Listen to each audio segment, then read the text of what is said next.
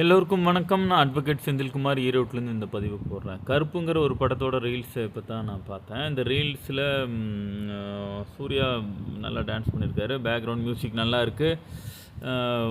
நல்லா டான்ஸ்லாம் ஆடுறாங்க. பட் சாமிக்கு முன்னாடி நீங்கள் செருப்பு போட்டு தான் ஆடுவீங்களா?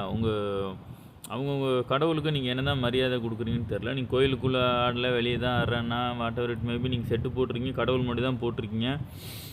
இப்படி தான் ஒரு தெய்வத்துக்கு மரியாதை கொடுப்பீங்களா? எனக்கு தெரிஞ்சு சென்னிமலையில் சலங்கை கட்டி சேத்துல ஆடுவாங்க. சலங்கை இல்லாதவங்களும் சேத்துல இறங்கி ஆடுவாங்க. அவங்க எல்லாருமே செப்பல் இல்லாமல் தான் ஆடுவாங்க. டைரக்டர் எப்படி தான் யோசிக்கிறாருன்னு தெரில.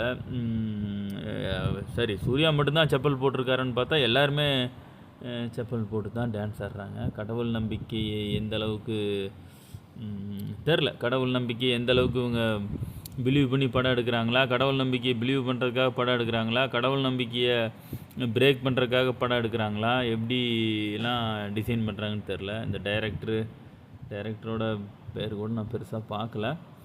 பட்டு இருந்தாலும் இவங்க பண்ணியிருக்கிறது சரியாக தவறாங்கிறத இந்துக்கள் தான் முடிவு பண்ணணும். இவங்க மேபி கோயிலுக்குள்ளே ஆடலிங்க, வெளியே ஆடுறாங்க அப்படின்னு சொன்னால் ஓகே, அது ஒன்றும் பிரச்சனை இல்லை.